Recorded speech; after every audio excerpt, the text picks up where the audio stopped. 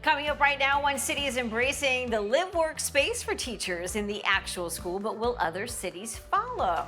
Also coming up, if you're younger than 40, La Dolce Vita and a sum of money might await you. We've got the details. And later, is that a sneeze coming on, or are you just Gen Z? It's the new selfie trend that you might have to try, or not. Daily Flash starts right now. Get ready for trending news and entertainment. This is Daily Flash with your hosts, Andrea Jackson and Mitch English. The fun starts right now. This is Daily Flash. Andrea Jackson. And I'm Matt Doolittle. Welcome to Daily Flash. Mitch English will finally be back tomorrow as he gets back from his journey of self-discovery at Dollywood. So I hope him and Dolly had a great time hanging out, singing all her hits. I'm sure they did. Well, let's get started. Matt, what do you got? Yeah, so we've heard of this about the orcas all over the planet now trying to take over planet from us humans, right? Yes, like in the fishing boats? Yes. Or like, yes, okay. We just had a pod of orcas sank a yacht over the Strait of Gibraltar. Gibraltar, yes, thank you, words. Yeah. So they attacked it, and now we've got over 200 accounts of orcas, actually 500 since 2020, that have attacked either yachts or fishing boats, trying to knock them off or sink them or just put them off their path. So they're wondering now, is this like a coordinated attack by these orcas, or are they just fed up with us? Is this like a Last of Us sort of thing where they're all coordinating and talking with one another and connecting around the world? I mean, we all know they can talk to each other, and I've watched all of the, during Shark Week, they bring up the orcas because it's the great white's only natural predator are these orcas, and they talk to each other, but they speak different languages in different parts of the world, but they're seeing this happen all over the world. It's not just in one part of the country, like up, in the Northeast or anything like that. It is happening all over the world. Now, if you're a conspiracy theorist, this is delightful. I mean, there was that one horrible movie called Orca, which was Jaws, but with a killer whale. With a killer whale, and right. it was a killer whale that had a strategic thing against this family in this cove, and I think that maybe there's something to this. You never know.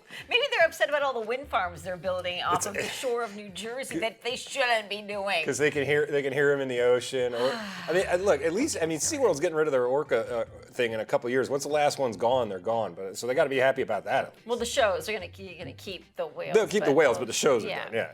Well, a neighborhood in Miami is about to witness an education revolution like no other. A groundbreaking project is underway, and the goal is to blend education with affordable housing for teachers. In other words, teachers will be living at the school. This visionary venture by Miami-Dade County Public Schools hopes to be an example for future redevelopment projects. Teachers will be providing with 600 square foot apartments on the second and third floors above the school. The tower will include 465 units with 45% dedicated to affordable housing and workforce priced units. I like this. I think this is a terrific idea. I'm for it, and finally something we're giving back to teachers. Yes. I mean, they've just been getting kicked in the shin, for lack of a better term, for decades now.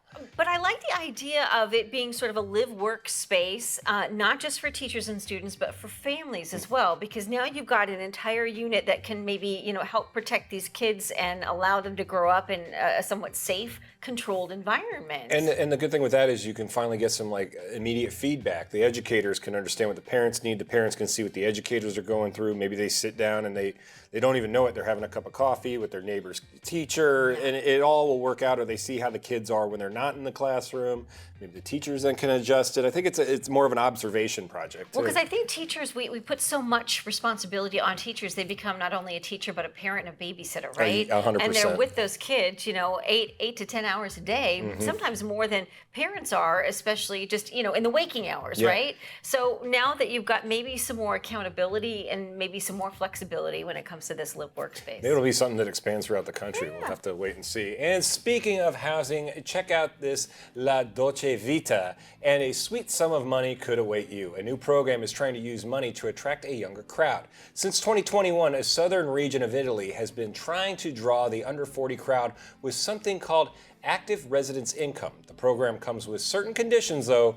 You must move within 90 days, and you must either start a business or fill a job opening in the area. Those who agree to the conditions could make an extra 30 grand.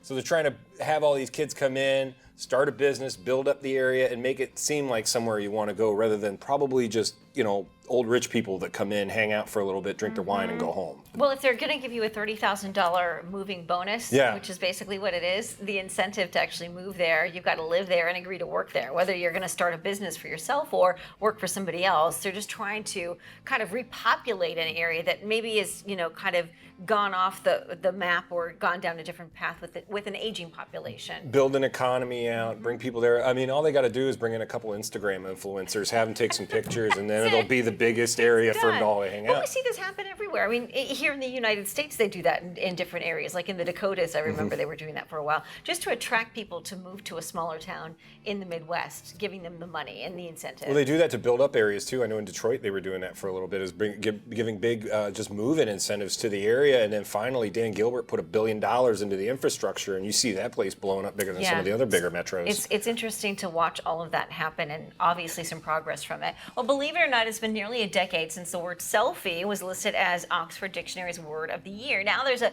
new selfie trend, and it's been dubbed the scrunch face. Oh no. Take a You know look. how we always go through like the phases of the faces every girl makes? Like we went through the whole I don't even remember what else we went through, but this is what it is right now.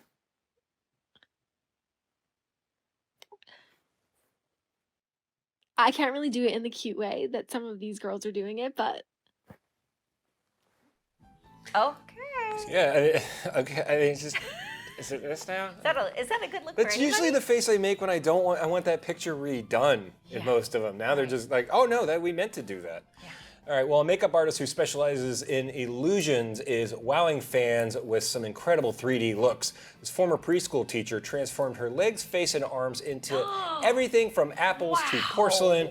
Her looks can take up to 10 hours to complete, and if you're wondering how this artist comes up with her designs, she says she suffers from sleep paralysis, and during these experiences, she often sees visions which inspire her creativity. She used to spend nights as a teacher painting intricate details on her nails as a way to relax after a long day. Her mother recommended she pursue her passion of makeup, and within a few days, she enrolled in art school. My goodness, she's are almost like the insane. Salvador Dali of makeup artistry. Yeah, that's insane. That's a lot of skill. I watch a few people on TikTok that do these makeup things, and it's that's a lot of work. It reminds me of a lot of that chalk, the sidewalk chalk art they Yes. do, where you look like you're falling into a canyon, like thousands of feet below the earth. I may have had a panic attack on one of those once and well, tripped. there you go. Okay, it is time to get flashed, and we've got this question for you. A viewer asks, should I get flashed for refusing to pay for my son's wedding? Our viewer says he has 4 children and has paid for the wedding of 3 of them. For the 4th, since he does not like the woman his son chose, he's decided not to pay for their wedding. His reasoning? His son has a child with another woman, and he loves his grandchild, but the woman his son chose to marry does not get along with her. He says, you don't like my grandchild, you don't like my money. So, is he wrong for not paying? We want you to sound off, and we're going to bring our panel in right now to discuss the Get Flash segment. All right, Matt, we've got James, our producer. James, we're going to start with you. You've got 15 seconds, my friend. Go. All right, look, I'm so hot about this. I grew back my beard. Look, if you don't love my grandchildren or my children, you don't love the family, get out. You don't need to be married to us at all. And I can keep my money in my pocket. So the dad is in the right. Everybody else is wrong. Hey, listen to the dad. She's a bad woman. Don't marry her. James is saying that's it. There's a problem already. Red flags are already raised. Matt, what do you say? I get the red flags out there, but come on, man, be fair to your kid. Like, you gotta pay for it. Like, I think, especially as I'm in the midst of putting a wedding together myself, this thing gets pricey, and it's only gonna add to bigger problems within the family if that doesn't go down. I mean, you're gonna end up causing more and more fights, honestly. I think that, when it comes to paying for weddings, I'm still shocked that families feel obligated to pay for them. So I think he's, sort of has a right to say, hey, forget it. I'm not paying for this. You're coming into a family and a relationship that's already been established. My son has a child with somebody else. I mean, should they be putting together this elaborate wedding? I don't know. I'm saying no. I kind of agree with James on this one. James? Yeah, you know what? Hey, there's so much money in this situation that keeping it in his pocket and investing for his grandchildren will be the best move. And I see a red flag. There's no conversation about prenups, postnups, or anything else. So she's not a part of the family. She's excommunicado already. You don't want to be on James's bad side. Geez. Let's just say that. We want to know what you think. Head to our website, dailyflashshow.com. You can sound off on this topic or anything else we discuss on the show. We'd love to hear from you, and we'll feature some of your comments on the show coming up. Stay with us. We're back right now. Our next guest is one of our favorite parenting experts. She was recently the MC for World Culture Festival in Washington, D.C. Catherine Sellery joins us now to share her tips for cultivating cultural curiosity in kids. Catherine, hi, welcome back to the show. Hey, good to see you. Thank you so much. Excited to be here. Fun topic. What an honor that must have been to be the MC at that event. I've never been an MC at an event that had over 1 million people in the audience. So it was a huge honor. And on the National Mall with the Capitol behind me and Lincoln Memorial in front of me, and just millions of people out to come together around culture and diversity and celebration and music and dance, and just a really shared message of gathering together. What a great moment. So you have 5 ways to get kids' cultural curiosity flowing. Let's start with the first one. Number 1 on your list, story time. Yeah, well, everybody loves a good story. And a great way to introduce kids to different cultures is through storytelling. So the traditions and the values, the customs, they can all be explained through books from around the world. So if you can't take the trip there, you can read about it. And sharing these stories not only, is engaging for kids, but it exposes them to all the new concepts. It gives them richer understanding of founding principles and values behind other cultures' beliefs and legends and traditions. And it can spark sorts of curiosity. It lays the foundation for them to embrace diversity. Number 2 on your list, culinary adventures. I gotta say, a lot of kids these days are very culinary adventurous. I thought you were going to say culinary adverse, like they don't want to try anything new. And that happens a lot too. True. But the more you can sort of expose your kids to different tastes, give them opportunities to try new foods, explore various cuisines and cultures, it actually will cultivate more of their taste buds, more interest in different sorts of things. I have one that was like, I won't try anything. Another one who would try everything. But the traditions and the flavors, all of that is so wonderful. And it's a great way for you to practice with your kids and show collaboration. If you bring it home and you do it together and you cook and you look it up in the cookbook. I mean, we found that one of our kids just really became a great cook doing this together with her. Yeah, you never know what you're going to tap into, that vein of gold that your kids might have, exposing them to these things on your list. Number 3, festivals and celebrations. A great way to celebrate diversity. And every one of our cities is going to have all these different festivals that we can attend, local cultural events, and explore different communities and how they celebrate life. It's a wonderful way to immerse your kids, to allow them to witness the colors, the music, the traditions that all these unique cultures offer. And again, it's amazing what can get sparked inside of someone just through the exposure. This one is interesting, Catherine. Number 4 on your list, pen pals across borders. Explain. Yeah, so I don't know, did you have a pen pal growing up or anything like that? No, not particularly. I mean, I used to write to relatives all the time, but never part of a pen pal program. No. It's so wonderful because, you can find all of these access points to meet with other kids and other communities around the world and exchange letters and get to know one another. And I mean, there's some practical honing of your communication skills that happens, but also just daily lives and perspectives of kids from around the world with diverse backgrounds you get instant access to what's happening when you become pen pals with them. And it's a wonderful way to expose your kids to really getting to recognize the human spirit that lives in all of us around the world. And the more we feel like we all belong to each other, I think the greater experience we have in our day-to-day lives and how we go about living them. And are there still like old school pen pal programs where you're actually physically writing a letter, or are we sort Absolutely. of exchanging emails at this point? No, I think you can do the old writing of the letter, and there's something magical about that, waiting for the letter to come. And I don't know, some of the spirit of just having to wait for that connection is also kind of special. That is so true. Now, the fifth one on your list, you've got interactive learning apps. There are so many apps out there, and there's, I guess the pros and the cons to the whole digital world, but I think this is a pro. And if you can get access to all these different communities through an app, right? I mean, some of them are designed to just expose kids to different cultures. Some of them are 3D, and they incorporate games and quizzes and lessons that make learning about the world an engaging experience, something different from just history class.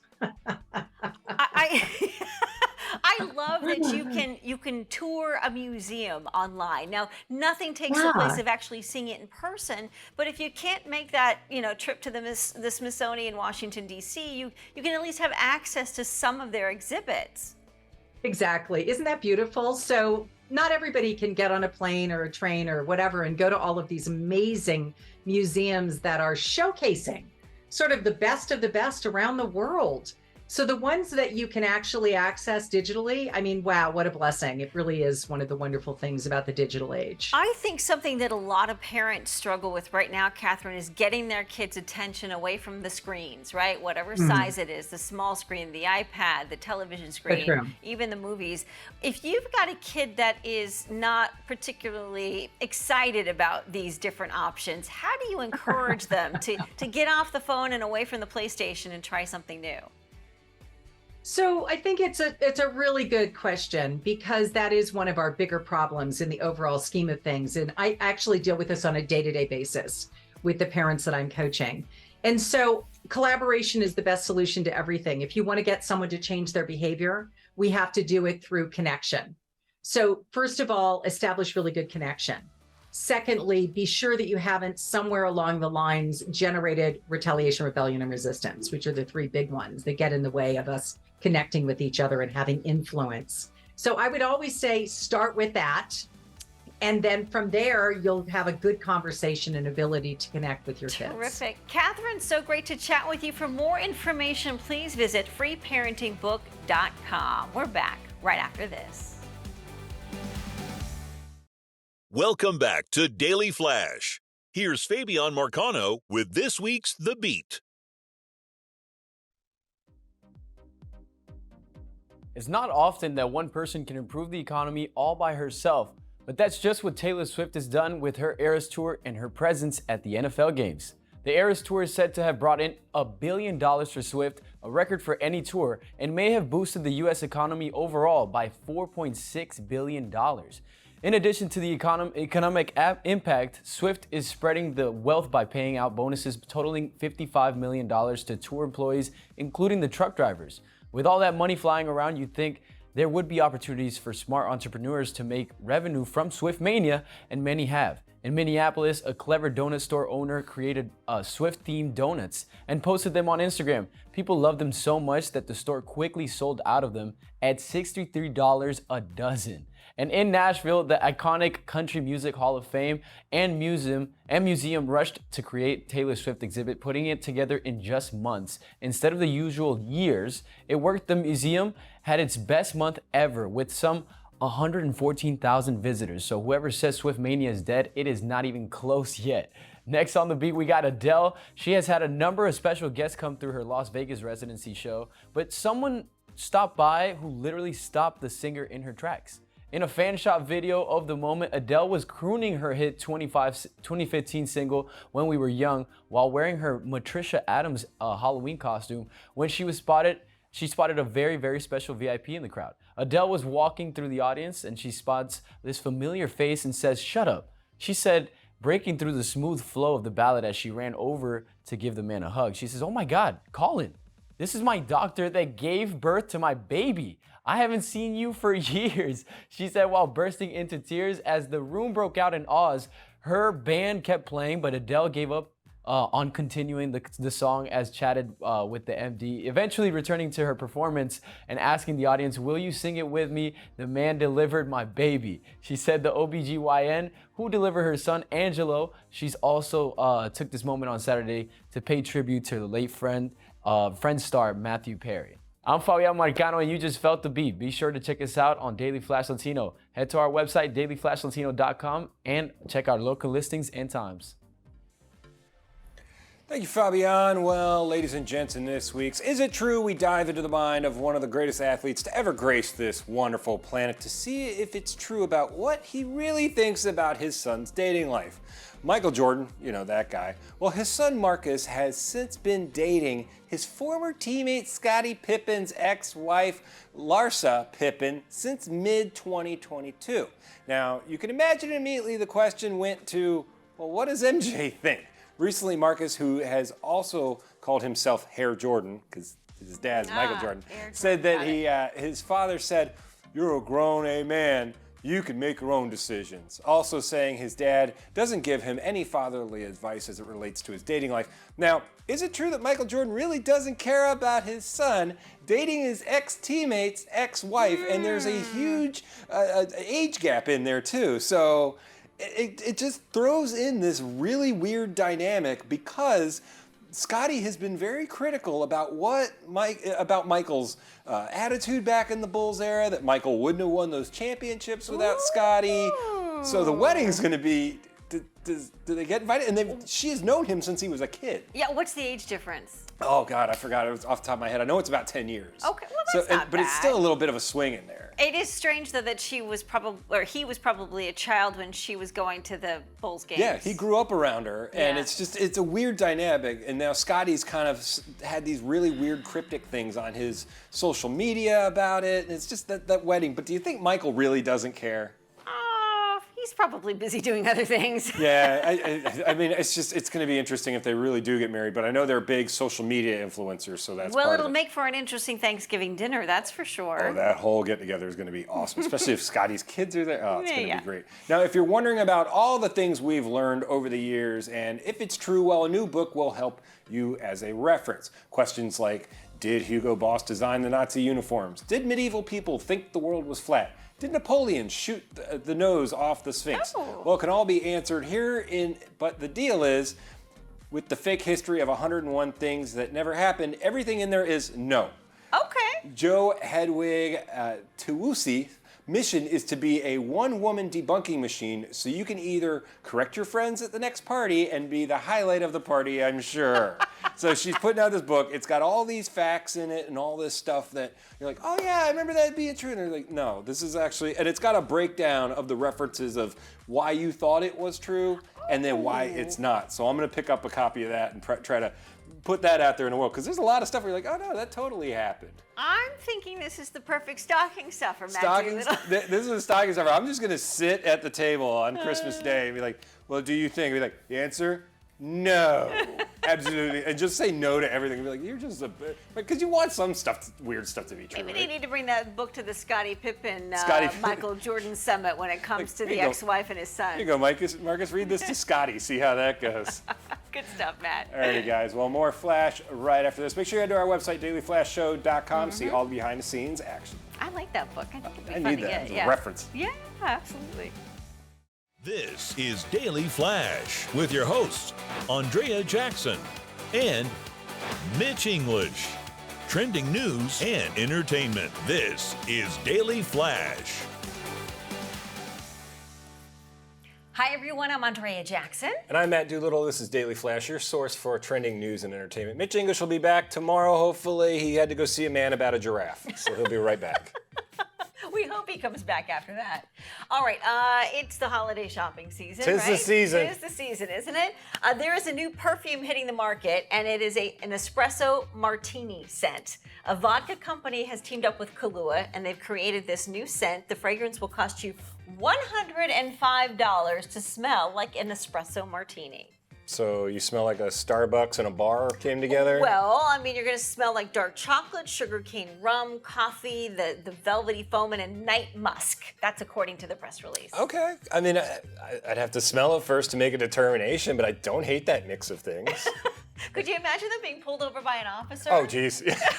And you're like, oh no, I swear I've not had anything to drink. It's just my new perfume. It's just my musk, officer. I swear I only had two, but she's fine. This is my Yes. Look, here's my perfume. It's fine. So anyway, if you've got somebody on your list that's tough to buy for and they like espresso and they like martinis, this might be a perfect gift for They'll them. smell fantastic. All right. Well, a neighborhood in Miami is about to witness an education revolution like no other. A groundbreaking project is underway, and the goal is to blend education with affordable housing for teachers. In other words, teachers will be living at the school. The visionary venture by Miami-Dade County Public Schools hopes to be an example for future development projects.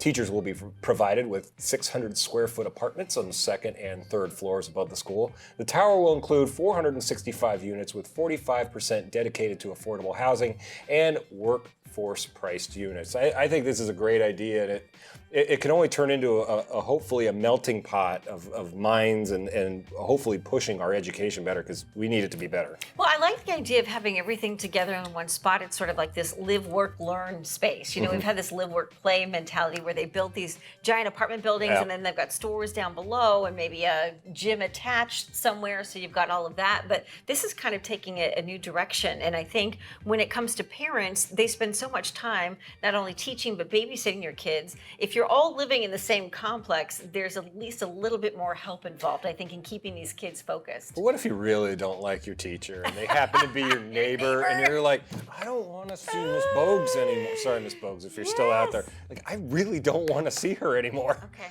that's a fair argument right there. There are some teachers, I was like, bell's done, I'm out. Yeah. Have a nice day. Now, if you add a police substation to this apartment complex slash education complex, you've got everything at your beck and call. And in Miami-Dade, you know, there's so much trouble you can get in down there too. So to have all this kind of in one complex is probably a great idea. Well, speaking of housing, check this out. La Dolce Vita and a sweet sum of money could await you. New program is trying to use money to attract a younger crowd. Since 2021, a southern region of Italy has been trying to draw the under 40 crowd with something called active residence income. The program comes with certain conditions. You must move within 90 days, and you must either start a business or fill a job opening in the area. Those who agree to the conditions could make an extra $30,000. I mean, why not? I mean, you're going to start a business, you're going to help someone out, you know, you're moving to a beautiful area of the world, and I mean, if they're giving you that opportunity to jump on, it's going to be interesting to see if there are people that actually want to do that instead of trying to still be influencers in the world. I don't know, I feel like there's a shift happening, and I think people are looking for smaller, quieter places to live. I know that people are trying to get out of town. My friend Carlos moved from downtown to DeLand, which is a very far out suburb of Florida. So I mean, people are looking for those areas to go, and maybe it's someone looking to just restart their life. They're getting out of a bad opportunity, and this gives them the opportunity to start that small business or just find a new trade or just, like I said, just restart life. And you get an extra 30 grand for doing it, Yeah, right? I mean, Which you could use for anything. You could, and that goes a long way, and I think you're going to see this pop up at different communities all over the world as we're coming out of this post-pandemic thing, and people have had to realign with, what do I want to do the rest of my life after I had 3 years to sit back and do nothing? That is true. The COVID shift Yeah, sort the of COVID created shift, this whole yeah. new mindset of like, you know, what am I doing with my life? Am I enjoying it? Am I doing what I love? Yeah, and so that'll give these people that opportunity, and it'll be interesting to see if anywhere in America can kind of pick up on that. I think there are small communities that are trying to pull more people like that Smaller in. towns, I think, in the Midwest have done something similar to this to attract new populations. Let us know what you think. Head to our website.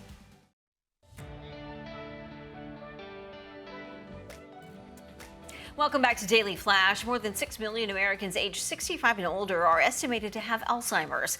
Alzheimer's does not just affect a person's mental and physical well-being, it's also a major financial burden on families. Joining us now with more is the author of The Brain Reset, 7 Steps to a Healthier Brain, Dr. Spencer Zimmerman. Dr. Zimmerman, welcome back to Daily Flash. Great to see you. It's great to be here, and I'm excited to share with everyone how you can reduce your risk of Alzheimer's even if your parent or grandparent had it. It does not have to claim you as a victim. There's so much that you can do to control your future. Would you say men or women are more at risk of developing Alzheimer's? So 2 out of 3 diagnosed with Alzheimer's will be women. And what most people don't know is that the lifetime risk for women is actually much higher than that of even breast cancer. So 1 in 5 lifetime risk of Alzheimer's versus 1 in 8 of breast cancer. So it's really important that everyone, especially females, knows about these 5 ways to reduce their risk. Yeah, let's talk about the signs that family or friends should look for that could possibly indicate the early onset of Alzheimer's. So with this being a brain-based issue, we really want to start looking at things with memory. And don't focus on long-term memory. That really is confusing for people because there are those that are very progressed who still have their long-term memory. So are you forgetting your keys? Are you forgetting where you're going? Are you having to take much more notes than you've ever had to do in the past? Problems with word finding. And it's not just something that's, well, it's happening once every day, but it's now happening much more routinely. Those are all signs and symptoms that says maybe things aren't going right with the brain. Let's talk about the 5 things we can do to avoid Alzheimer's. Tell us about the first one on your list of the top 5. You say reduce inflammation. Correct. You need to reduce inflammation. When we look at Alzheimer's, this is a chronic inflammatory based issue that ultimately develops over 20 to 30 years. So great ways to reduce inflammation is to get a great quality water filter for your house. Also, use organic cleaning supplies. Get rid of the industrial cleaners like the Ajax, the Pine Sol, the Windex, the Clorox. Those industrial cleaning supplies can ultimately get into the body and into the brain, so just avoid them. And then don't use Roundup or other weed killers or pesticides in the garden. Don't use plastic in the consumption of food.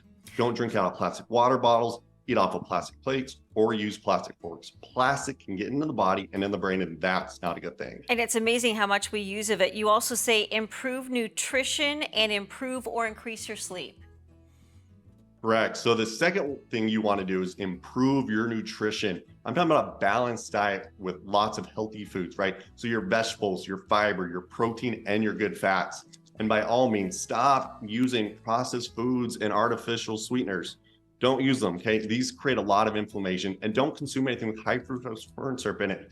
It is a big driver of inflammation, which isn't good for the health of your brain.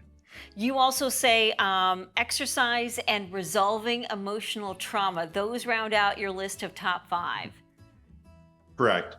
Yep. So with number 3, with sleep. Sleep is one of those things we freely sacrifice, but we really shouldn't. Sleep really is all about timing. When you wake up, go outside, get in the sun. This helps your body to establish a rhythm. Also, don't eat anything 3 to 4 hours before bed, as that can mess with your blood sugar and impact you from getting good sleep. While make sure you shoot for 7 to 8 hours of sleep. When you sleep, that's when your brain and your body, it recovers and repairs, but also your brain removes most of the toxins and reduces inflammation during that time. Dr. Zimmerman, great information. We're just about out of time. We're going to send folks to your website. This is where they can go to drspencerzimmerman.com for more information. And also check out Dr. Zimmerman's book, Brain Reset, 7 Steps to a Healthier Brain. We'll have this interview and more information on our website, dailyflashshow.com. Stay with us. We're back right after this. KSA Entertainment believes in our communities. We value those who have dedicated their lives to enrich our own. KSA Entertainment is proud to introduce our corporate initiative, KSA Cares. KSA Cares shines a light, gives a voice, and lends a helping hand through compelling awareness initiatives. From supporting veterans to environmental awareness, KSA Entertainment is proud to produce content supporting ways to help communities all across America. Hey, welcome back to Daily Flash. I'm Matt Doolittle with Andrea Jackson. Well, an assistant high school football coach was fired after a video surfaced showing him striking a player on the helmet during a game in Tampa, Florida. The assistant coach confronted the student and appeared to yell at him before walking away during a game. The player was not hurt during the confrontation. Oh, that must have hurt his hand more than the kid's head. Yikes. The assistant was then informed by the school he would no longer be coaching or working with the team in any capacity because of his behavior. No word yet if any legal action will follow. I'll tell you what, if a pro coach did that, the player would have hit back. But he must have broke his hand hitting that helmet. But I mean, come on, man, you can't do that. I don't understand. There's no justification for that. I get that, and your emotions are high along the sidelines, but that's ridiculous. It's almost nearly assault on the kid. I mean, yeah, his hands broke, but I mean, the kid's probably what, under 18, if not just 18. He was probably out there, and they were like, "Well, too many men on the field. Come on, get back, get back." If you want to hit him on the shoulder pads or something, or that's fine, but a straight blunt punch to the head. Or do one of the, bops on the head. Yeah, like a little bop on the like- head, but that was an angry punch.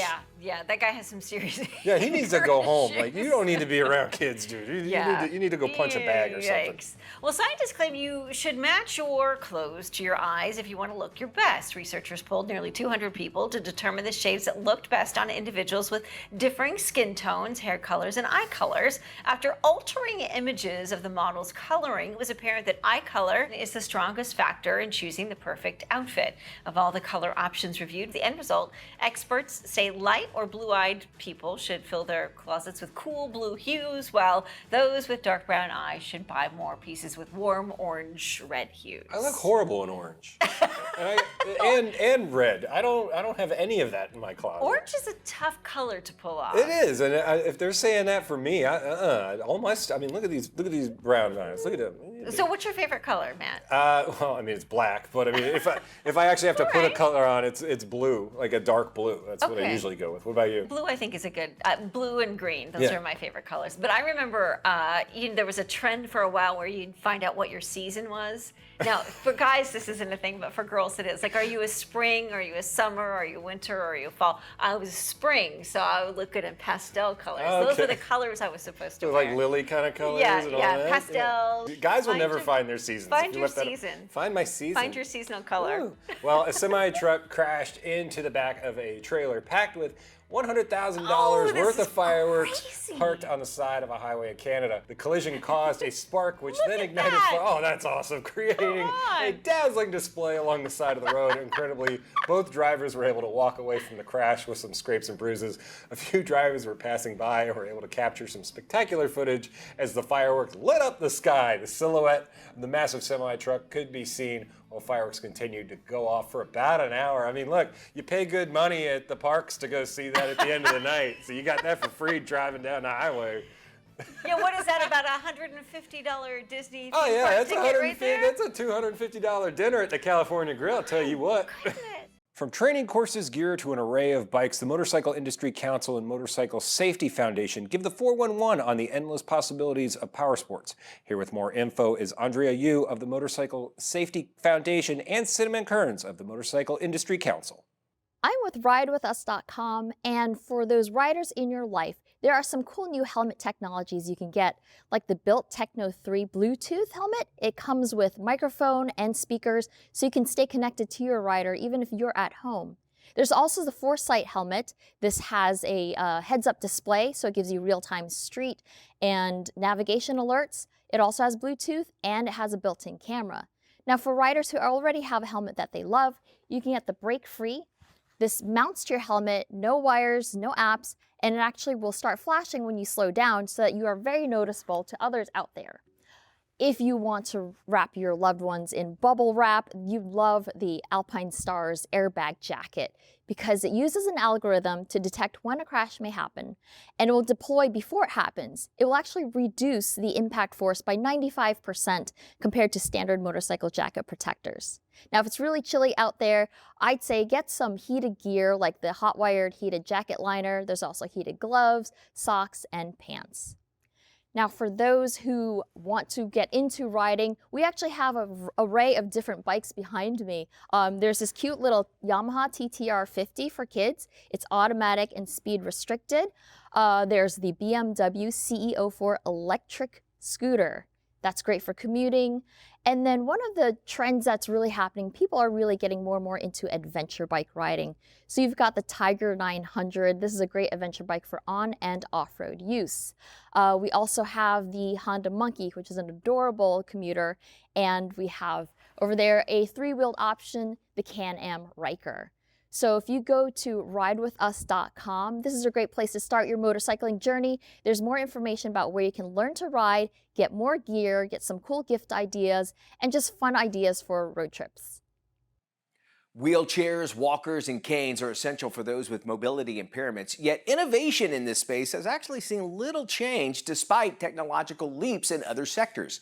Here with insights on the Psionic Neural Sleeve that's earned recognition as one of the Time's best inventions of 2023 is founder and CEO of Psionic, Jeremiah Robinson, as well as Patty Glatfelter, a patient whose life has actually been transformed thanks to the Psionic Neural Sleeve. I created the Psionic Neural Sleeve first and foremost for my daughter, who has a diagnosis of cerebral palsy. We could build a device that used functional electrical stimulation, delivering small electrical pulses to activate muscles in real time during the gait cycle. And this helped her to move more fluidly and without the risk of falling. The impact of the Psionic Sleeve on my daily life has been a huge game changer. I went from being able to walk with trekking poles, maybe 10 minutes outside, used a cane indoors for all my household activities. Now I walk for enjoyment for 45 minutes with trekking poles. And I'm just participating in a lot more recreational activities that I really enjoy without feeling limited by my multiple sclerosis diagnosis or my multiple sclerosis symptoms. I'm back in the game again. Please visit us at psionic.com and take a short assessment to see if Psionic is right for you. And more information is found on our website, dailyflashshow.com.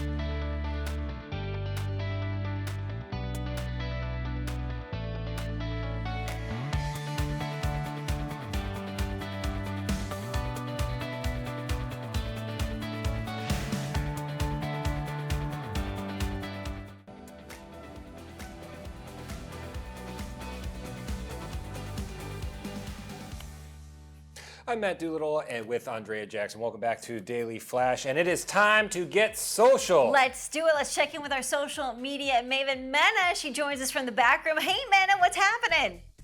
Hello, everyone. Thank you. And I'm Jimena Morazan, and welcome to Let's Get Social, the segment that is all about you.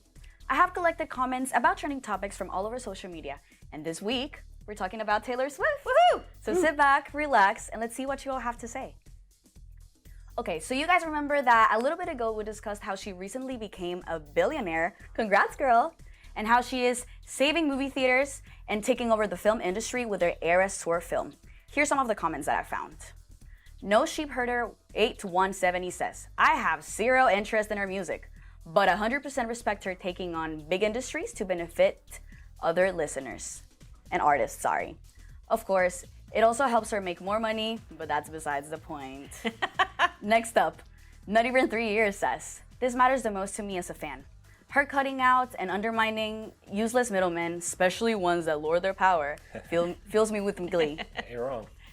Puppet Guy A77309 says, it's not saving movie theaters. Studios shot themselves in both feet with the strikes, so they're in for a good end of the year, a rough end of the year. Okay, and to be honest, if they had the strikes or not, her fan base is very dedicated. So I feel like the movie was going to score those numbers anyway. Moving on, Routine Page 2392 says, people always have a lot to say about Taylor, but one thing you can't say is that she doesn't respect her staff. Her entire career, she's always had a reputation of being a good employer. We've never had bitter ex-dancers or former assistants speaking out. Very true. No rumors or blinds of diva behavior. And yeah, I do agree on that one. I'm gonna say I'm not the biggest Swiftie, but I can say I've never heard any allegations or tea surrounding how she treats her staff. To me, she does seem like a sweet person, and her success is very deserved. Okay, everyone, this is all I have for this week. It's clear that there's many different opinions on this topic, and I would love to hear what you have to say. So come here, follow us on social media, join the conversation, and your comment might be featured next week. Back to you guys. Great job, Mena. Woo! I agree. Taylor saved the movie theaters. I think she did too. That does it for us. Be good, everybody. Peace and love.